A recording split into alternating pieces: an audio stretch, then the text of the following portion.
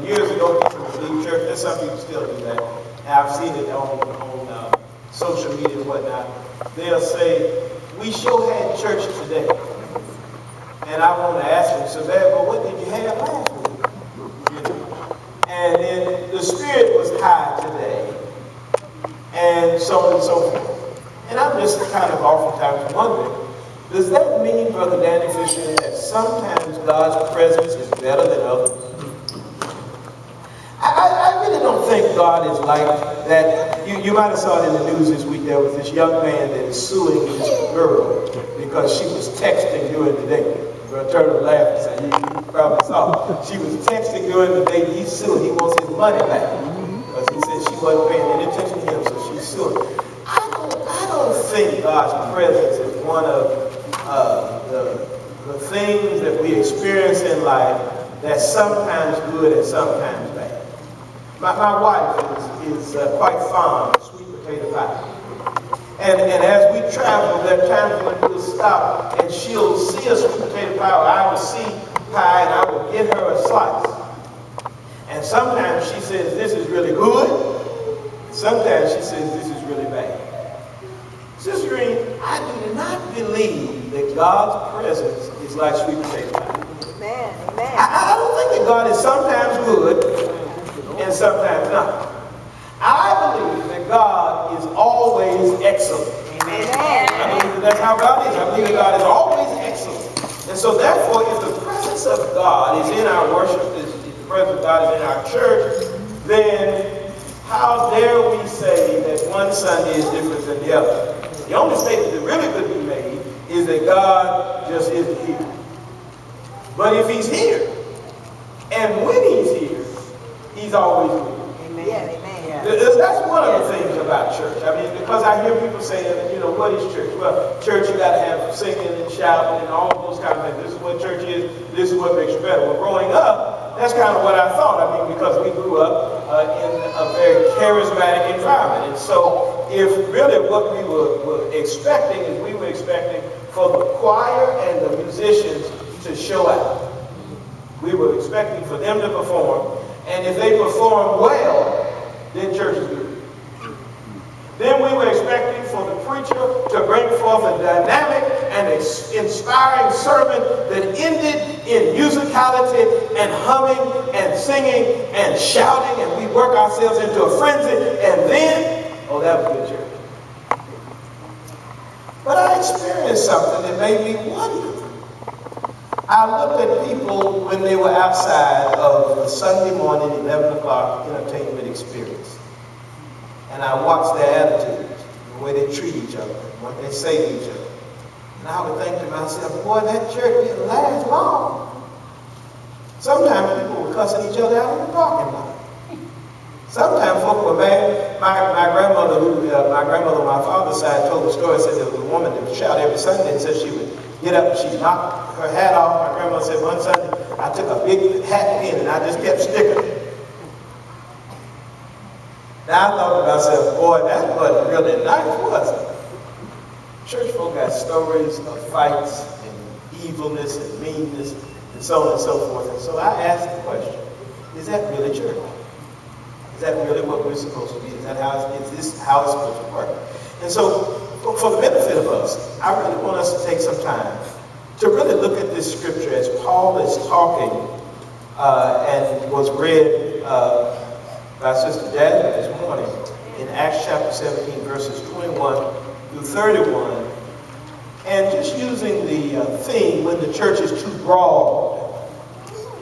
When the church is too broad. Now, it's funny that I would, Sister Brooks, be preaching this particular sermon because the funny part is most people that are traditionalists, and by the way, when we talk about tradition, did you see that tradition this morning as I served communion? Now, that was old school Baptist. That's old school Baptist. You got to serve everybody one at a time. That's old school. We in church all day long, but it's old school. We could do that this morning. We rolled it back a little bit, Sister Steph. But here's the thing. There's some folks who would say that our church is too broad. Some folks have said that our church is too broad. A traditionalist, whether in the Pentecostal movement or in the Baptist movement, Methodist, Many of the traditionalists would come into our church and say, those folks are crazy. Number one, we don't understand. Some of them dressed up, some of them dressed down, some of them got on long pants, jeans. We didn't figure out where the choir was. We just don't understand. The preacher got on the sackcloth. We don't know what's going on at that church. They just way too broad. I've heard that they have Bible study and something called groups, and they get together and do missionary projects and this kind of stuff. I don't even understand. One Sunday, half the church was gone to go visit another church. What pastor does that? They must have lost money like mad that Sunday, And by the way, did you catch that preacher say that he didn't expect for the visitors to give? Yeah, right. What kind of preacher does that? And so, if you would think about it, many traditionalists would say that our church is way on the other side of broad, that we are different than a lot of traditional churches. And there are times, I'm aware that people will talk to people in other churches and they'll say to you, well, that's not the way you're supposed to do church. You need to go and write a letter to your pastor. Tell him that's not the way you're supposed to do it. Well, before you do that, let's look at the scripture and see what a broad church looks like. Because I would contend that our church is not a church that's too broad. Because I will share with you what I think a too broad church is. Well, not what I think, but what the Bible says is, at least in terms of what a church that's too broad. In other words, a church that's on the wrong track. Here's what it looks like. Look at verse 22. Verse 22, Paul says this. He says, is it just me or is 22 missing? But we need 22 before we can talk about it, don't we?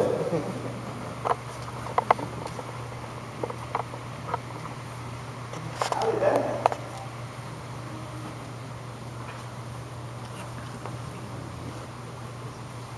Acts 17, verse 22, it says this. Then Paul stood in the midst of Mars Hill and said, Ye men of Athens, I perceive that in all things ye are too superstitious. So it is there. It's just that it shouldn't say 21. It should say 22. So you might want to just fix that. See?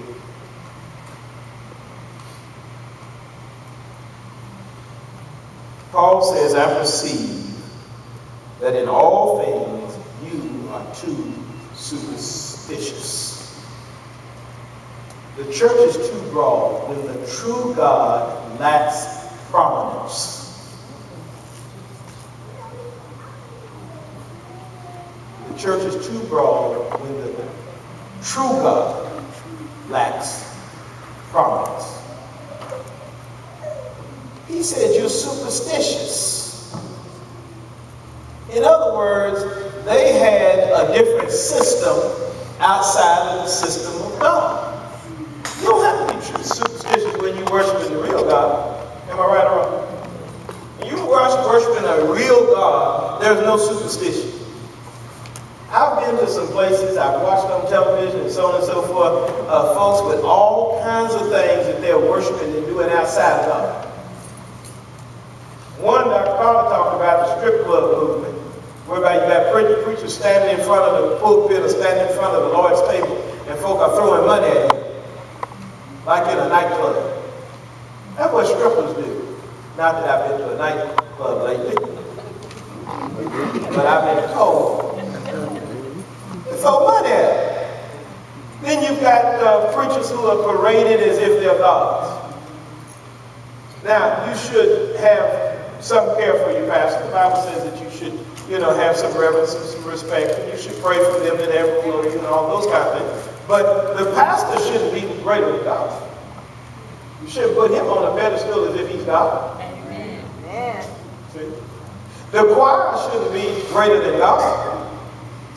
If God don't move you, then how does the music move you? And so a church should always have God as the prominent character of everything. In the Latin, they call it sine qua non, the center of everything is where God should be. And so if you're in a church where God is not in the center, and then there's some churches nowadays that are just motivational churches. They talk good, and they say positive things, think positively. but they don't talk about Jesus or the cross or any of those kind of things. God has to be prominent, and when he's not prominent, the church is way too broad. God has to be the center of everything the church does. Then he says there in 23, which is weird, for as I passed by and beheld your devotions, I found an altar with the inscription, to the unknown God, whom therefore you ignorantly worship, him declare I unto you. When your devotion is without purpose. When your devotion is without purpose. Why do we do what we do?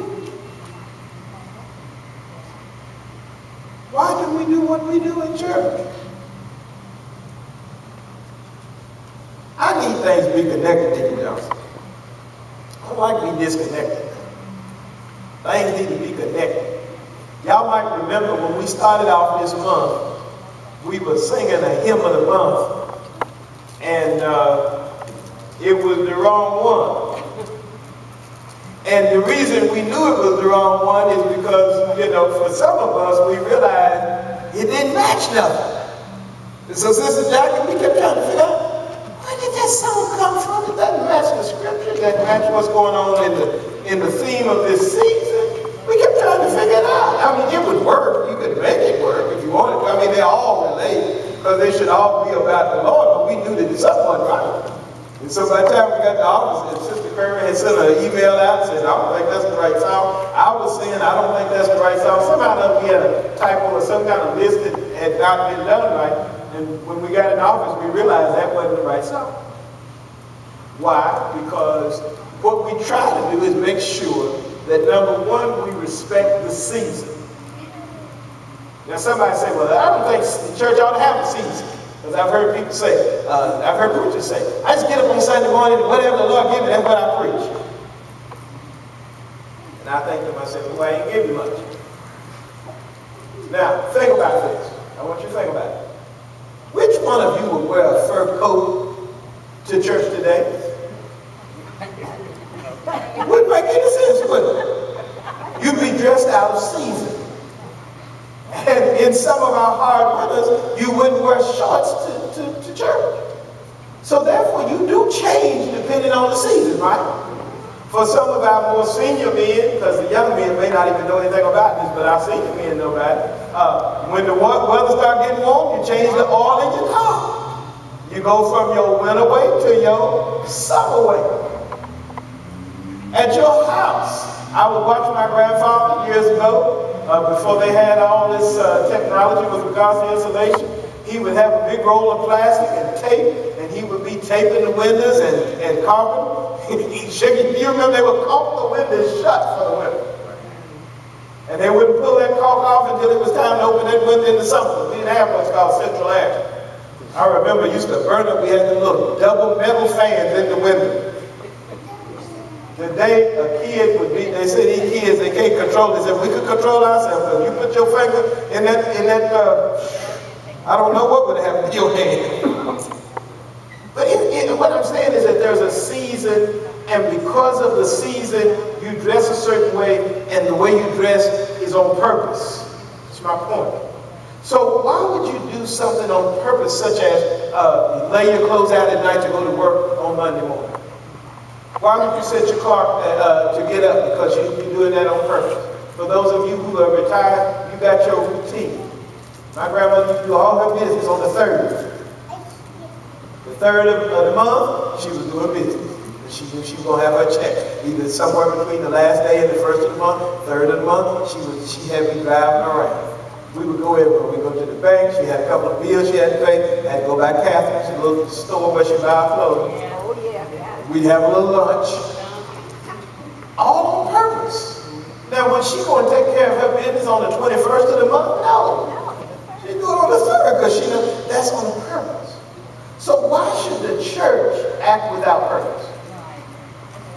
We don't just sing songs in this church just because we pull them out of a hat. Do you know it sometimes takes 2 or 3 months from September all the way through November. We're looking through and trying to make sure that the sermon and the scripture and the music and everything matches. There's a reason for it. The table, the colors on the altar tell you something. They're white right now. They're reminding you that we're still counting down from Easter and to Pentecost. When we get to Pentecost, we're going to flip them open. You're going to see red. Because it's going to remind you of the blood of Jesus and the red, and the Holy Spirit, and so on and so forth. All of those things are done on purpose. When a church is just jumping around and they don't know why they're doing it, something's wrong. He said they were worshiping something they didn't even know why they were doing it. They just worshiping an unknown God. So then, he says this unknown God. They were worshiping ignorantly.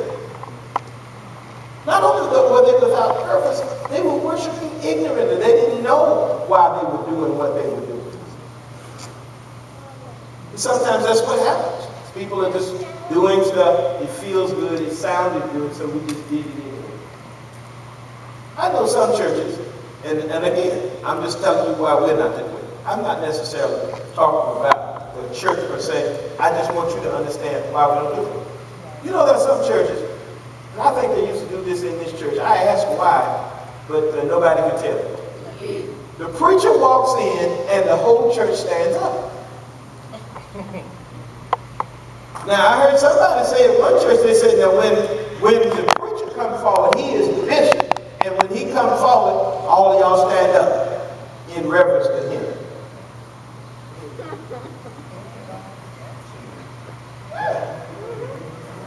Now, when I go downtown at the courthouse, the bailiff tell me to stand up because the judge coming in.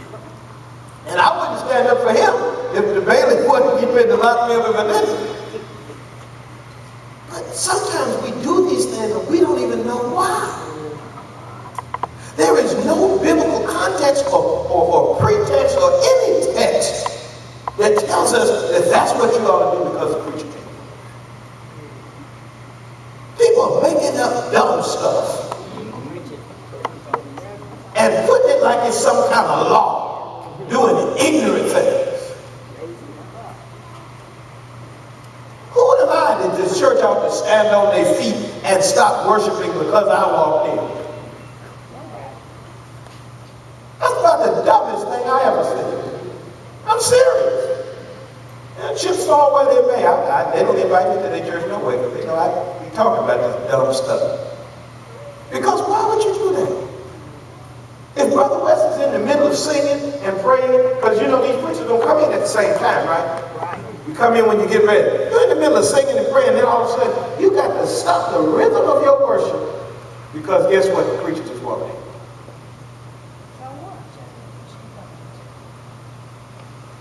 So let me say that. Notice that in your church, your preachers are already inside of worship when worship begins.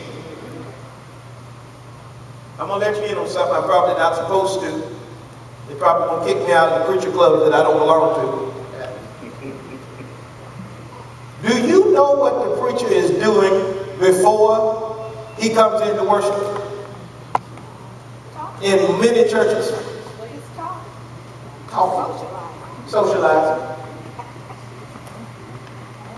They're not in some deep thought, in meditation. Most of the time they're not talking about the game. You see the game last night? Now worship is going on. I'm hearing it through the loudspeaker. And I'm trying to figure out why are we not going to worship? Why are we not, have you ever asked yourself the question, why are we not going to worship? Why does the church worship for 30, 40 minutes and then here comes the preacher? Would nobody else be rewarded for being late to work and already in the building? When I was teaching school, I couldn't be in the teacher's lounge after the bell rang.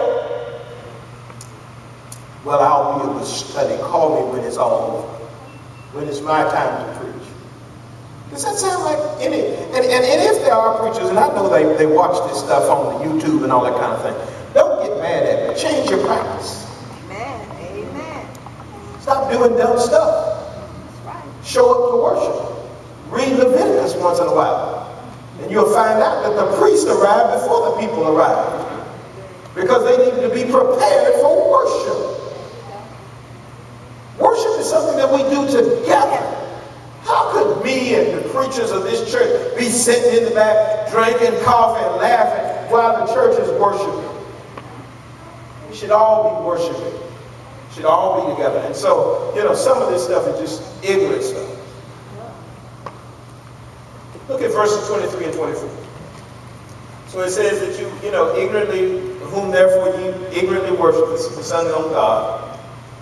And then in 24 he says, God that made the world and all things therein, seeing that he is the Lord of heaven and earth, dwelleth not in temples made with hands. And so what we really need to realize, because he's saying that, worship is not just inside these temples made with hands. What we need to realize is the church is also too broad when church becomes an indoor activity. When church becomes an indoor activity. Because you do realize that this is not the main business of the church. Sister Dominic, just coming in here and sitting down on Sunday morning, this is not the main business of the church. This is not really the church fully in action. Jesus said, go ye therefore, teach all nations, baptizing them in the name of the Father, Son, and Holy Ghost, teaching them to observe all things. As we said in our communion declaration this morning, Sister Jasmine Brooks, we also realize we need to take in the stranger, feed the hungry, give relief to the thirsty. We need to clothe the naked. We need to visit the sick and in prison. Jesus said that. Now, if all you do is to show up for a Sunday worship, you still haven't done what Jesus said to do. So if church is just an indoor thing that we do on Sunday, sing and dance and shout, that kind of thing, we still miss what Jesus said. Now that's not me saying.